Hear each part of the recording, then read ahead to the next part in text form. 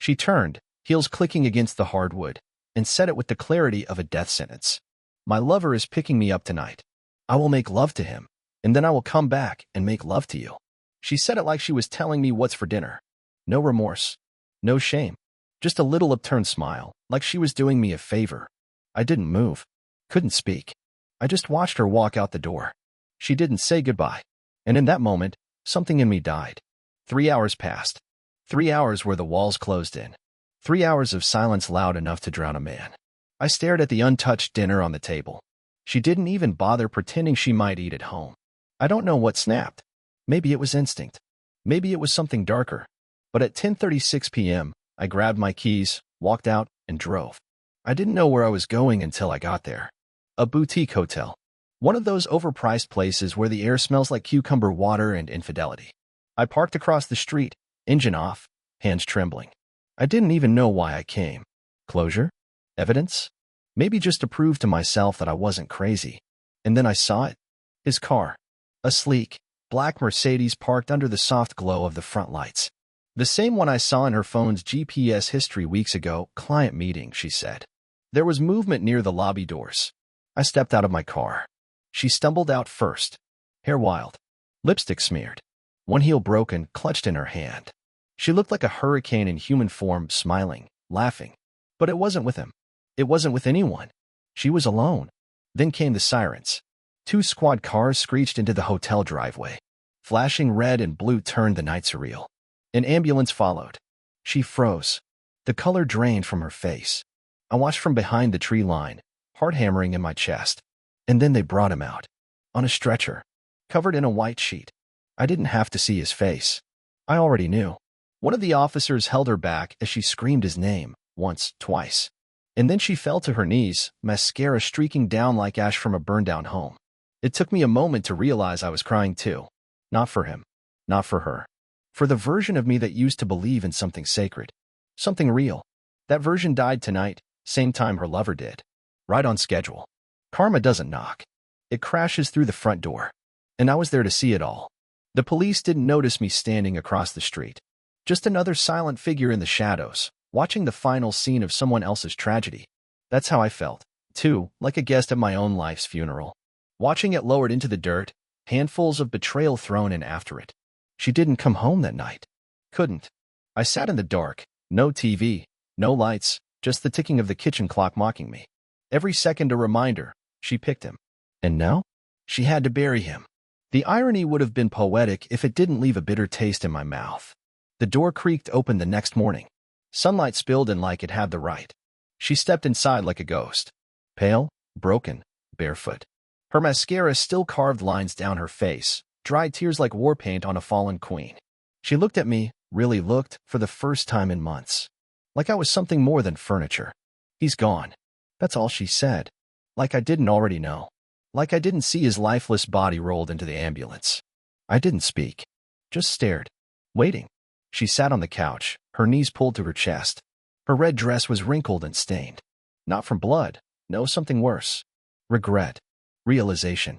She had planned to use that body to ruin 2 homes. Instead, it was zipped into a bag before midnight. We argued, she said. He didn't want to sneak around anymore.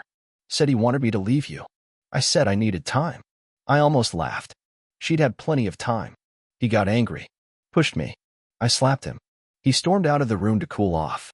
The next thing I knew, the staff found him, collapsed on the floor. Heart attack. That's what the report would say later. Apparently, he had some rare condition, aggravated by stress and a cocktail of performance enhancers he shouldn't have been touching. Poetic justice with a pharmaceutical twist. She wasn't crying anymore. She looked numb. Hollow. And for the first time, I wasn't angry. Not in the way I expected. I felt free. I stood, walked to the kitchen, and poured myself a cup of coffee. She didn't move. Just watched me like she was waiting for permission to breathe. I didn't give it. I'll need space, I said quietly. You should stay with your sister. Her lips parted like she wanted to argue, plead, explain. But she didn't. Maybe she saw something in my eyes. Maybe she finally understood I wasn't her option anymore. She left without another word. The silence that followed wasn't peaceful, but it was clean. Sterile. Like a wound finally exposed to the air. Over the next week, I played it cool. I didn't call. I didn't ask how she was doing. She sent texts, pathetic apologies mixed with half-hearted justifications. We were drifting apart. He meant nothing. Not really. I was confused. No, she wasn't confused. She was calculating. Arrogant. She thought she could cheat, confess, and have me waiting with open arms afterward. She forgot who I used to be. So I reminded myself. I started going through her things. Not to punish. Not to destroy. To prepare. Emails. Bank records. GPS history. Hidden folders. Passwords she assumed I didn't know. You'd be surprised how careless people get when they think they're untouchable. I wasn't just looking for evidence of the affair. I was looking for leverage. And I found more than I ever expected. She hadn't just lied about her lover. She'd been siphoning money, transferring funds into a rainy day account she'd hidden under her maiden name. Thousands. Vacation deposits. Jewelry. A condo lease in a neighboring town. She had a backup plan. A full escape route. She was never planning to stay. She just wanted me to pay for her exit. But she didn't plan for the corpse in the hotel. And she sure as hell didn't plan for what I'd become once the blindfold came off. The hardest part wasn't the lies. It was realizing how much of my life was built on them. Her smile? Practiced. Her touches? Performed. Even her, I love you, had a cadence, like she was reading off a cue card. And me? I played my part, the doting husband. The provider. The fool. No more. That week, I went cold. No confrontation. No grand emotional scenes. I didn't yell, throw things, or demand closure. Why give her the drama she'd been rehearsing for? Instead, I did what she never thought I could. I planned. She left for her sisters, texting me like we were in a trial separation. As if this was all a rough patch. Her messages were sprinkled with fake humility and subtle bait. I know you need time, but I'm here when you're ready. I miss the sound of your voice. Can we please talk soon? I didn't respond. Not once. Instead, I hired a forensic accountant. A buddy from college, ex-FBI, now consulting under the radar for guys like me. Guys suddenly needing to know how deep the knife had gone. In 3 days, he mapped her entire financial footprint. Secret accounts. Payments to someone named L. Harrow, a name that wouldn't mean anything to most people. But I recognized it. That was the alias she used when she booked our honeymoon, back when she accidentally used her old travel points. So she'd been practicing deception before we even said I do. But here's where it gets good. Turns out, she wasn't just planning to leave me. She was planning to bleed me on the way out. Her private email, recovered, thanks to a small keylogger installed when I fixed her laptop, had drafts of letters to a divorce lawyer, claims of emotional neglect, manipulated screenshots of texts between us. She was setting the stage, making me the villain in a story she authored long before her lover ever dropped dead. She didn't want to divorce me. She wanted to destroy me. But she made one mistake. She thought I was still in love. Love's got a shelf life. And betrayal is a hell of a preservative for memory. But it does something else too. It clears the fog. And in that clarity, I found a version of myself I hadn't seen in years. The strategist. The builder. I started making moves. Quiet ones. I met with my own lawyer. Transferred assets. Shut down joint accounts. Shifted investments out of reach. All while sending her grocery money like nothing had changed. Let her think I was still processing. Still wounded. Meanwhile, I reached out to the hotel. Turns out her dead lover left behind more than just regret. The suite had surveillance cameras. Hidden, subtle, but operational. And the footage?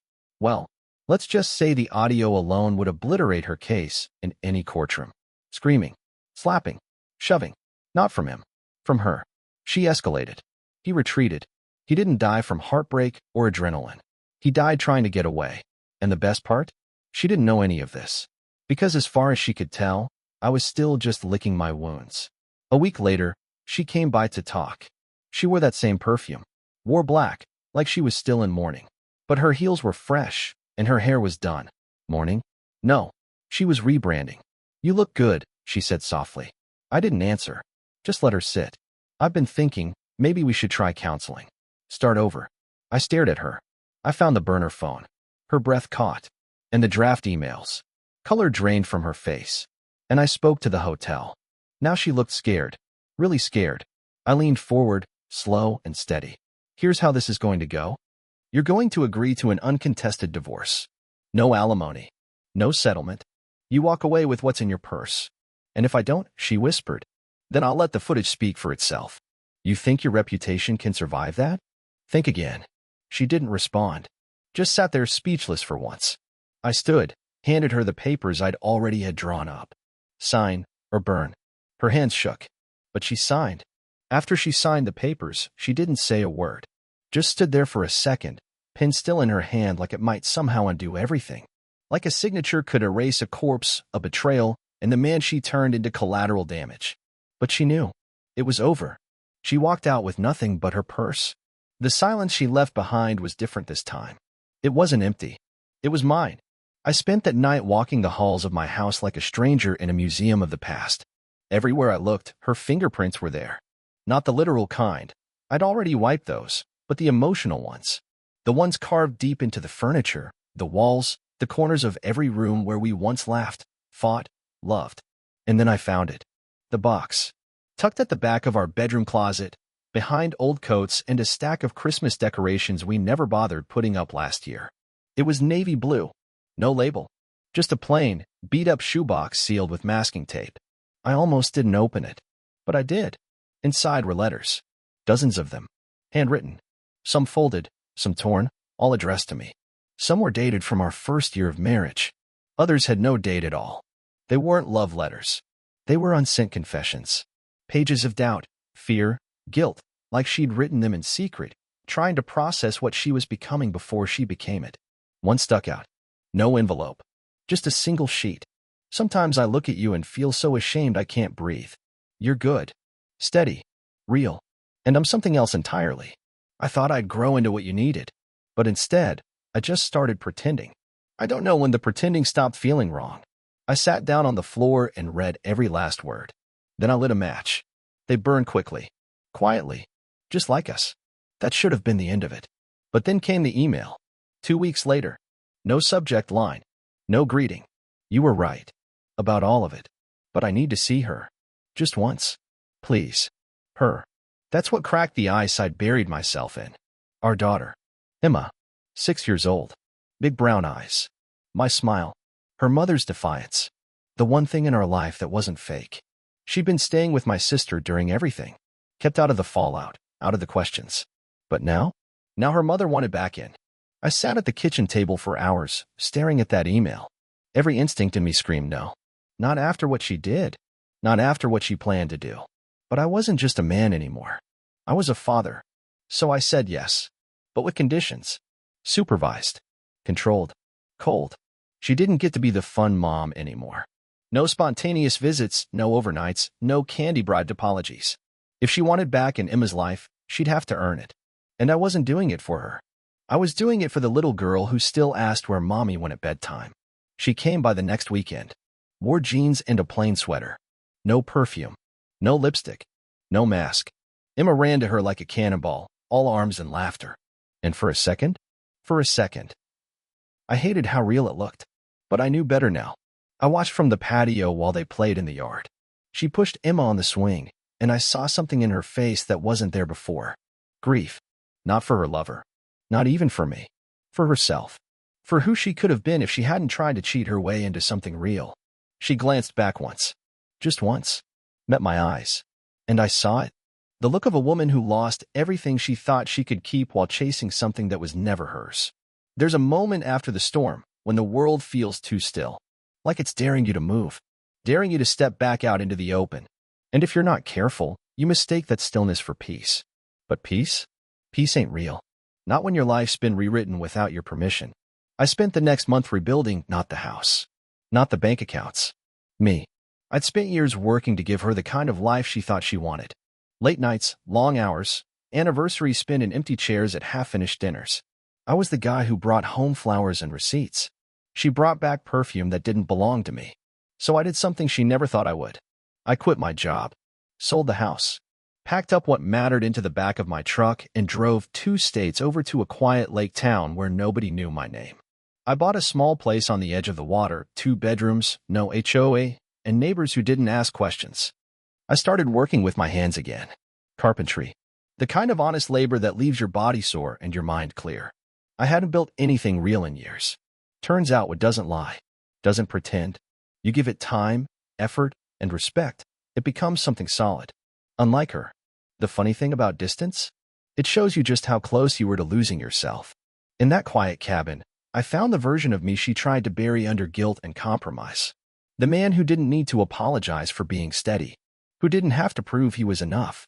And then came the message. From a friend back home. A screenshot. There she was. My ex. Laughing in a local cafe. With his brother. The dead lover's brother. Not even 6 months had passed, and she'd found another connection to the mess she made. She was smiling like grief was a trend she'd outgrown. They say narcissists don't mourn people, they mourn the loss of control. I didn't reply. I didn't rage. I just screenshotted the photo. Filed it away. Not for revenge. For clarity. She'd moved on. Not emotionally. Strategically. Same playbook. Same tactics. Find the next anchor. Dress it up like redemption. But I'd already rewritten my story. A week later, I picked Emma up for the summer. She'd grown taller. Her laugh was still the same sharp, unfiltered joy. We walked the lake trail, collected pine cones, built birdhouses out back. She asked why Mommy didn't come this time. Because sometimes, I said, people don't know how to love the right way. And we can't fix that for them. She didn't ask again. And for the first time in a long while, I didn't feel the need to explain everything. I didn't feel the urge to justify why I stayed as long as I did, or why I finally walked away. Some truths don't need telling. They just need living. Every morning, Emma and I watched the sunrise off the porch. She'd curl up beside me with a blanket and hot cocoa, and I'd sip my coffee like a man who survived a war no one saw. Because I had. And I didn't just survive. I reclaimed. That summer, I gave my daughter the one thing her mother never could. Stability. Safety. Reality. No games. No lies. Just a man who showed up every single day. And one night, after Emma fell asleep, I stared out at the lake and whispered to the wind, like it was listening. You lost me. For good. The lake was quiet that morning. Fog hung low across the water like a sleeping giant, and the world felt suspended in it. Emma had taken to sleeping in late since summer started, and I let her. Kid deserved peace. I was out back sanding down a piece of cedar, building her a tree swing she didn't know about yet, when my phone buzzed on the deck railing. Unknown number. Instinct kicked in. I let it ring out. 3 seconds later, voicemail. I debated it. Could have deleted it. Should have. But something itched behind my ribs, so I pressed play. Hi, it's me. Her voice. Soft. Calculated. Same as it always was when she wanted something. I heard you moved. I don't know why that hurts, but it does. I thought we might talk. No pressure. Just some unfinished things. Unfinished things. Yeah. Like the life she burned down. Like the dignity she tried to sell at a discount. She didn't mention Emma. Not once. Not a how is she, not a tell her I said hi. It was all about her. Her confusion. Her pain. Her loneliness. That voicemail was a mirror held up to who she still was. And I didn't flinch when I deleted it. But I knew what it meant. She wasn't done. A week later, a letter arrived. Handwritten. No return address. Just my name. She was getting desperate. The envelope smelled like the perfume I used to keep in the glove box for her. Jasmine and honey. The sin of deception. Inside, she told me she was in therapy. Said she was working on herself. That she understood now what she had done. She said the affair wasn't about him, that it was about her, and her inner wounds. Wounds? I nearly laughed. No mention of her calculated financial betrayal. No apology for setting me up to be the villain in her imaginary courtroom. Just soft language, designed to make her the victim of her own bad decisions. She ended it with a line that stuck with me, not because it was profound, but because it was pitiful. If you ever remember what we had, I hope it makes you smile. Smile? I folded that letter in half and used it to steady the uneven leg of my workbench. Let her words hold something up for once.